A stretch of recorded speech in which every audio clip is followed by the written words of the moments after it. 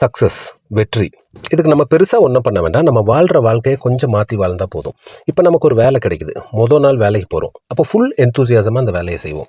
ஆனால் நாளாக நாளாக அந்த எந்தூசியாசம் கம்மியாயிரும். இப்போ நம்ம நைட்டு தூங்க போகிறோம், தூங்கிடுறோம். Actually we are dead. மறுநாள் கிடைக்குமா என்னன்னு தெரியாது. அடுத்த நாள் நம்ம எந்திரிக்கும் போது அது புதிய நாளாக எண்ணி முதல் நாளாக வேலை செய்தால் வெற்றி நம்மளை தொடரும். தாமஸ் ஆல்வா எடிசன் அவர் பல்பை கண்டுபிடிச்சார். அவர் கண்டுபிடிக்கும் போது ஆஸ்பர் ரெக்கார்ட்ஸ் 2774 முறை தோற்று போனார். ஒருவேளை அவர் 2773 முறை வேண்டான்னு விட்டுருந்தாச்சுன்னா நம்ம இருட்டோடு போராடி இருக்கணும். ஆனால் அவர் அதுக்கு சொன்ன பதில் தான் இம்பார்ட்டண்ட். நான் 10,000 முறை தோற்கவில்லை, 10,000 முறை மின்விளக்கு எப்படி எரியாதென்று கற்றுக்கொண்டேன் அப்படின்னாரு. நேற்று என்பது கிடைக்காத பொக்கிஷம், நாளை என்பது இன்றைய கனவு, இன்று என்பது நிஜம். வெற்றிக்கும் தோல்விக்கும் சின்ன வித்தியாசம் தான்.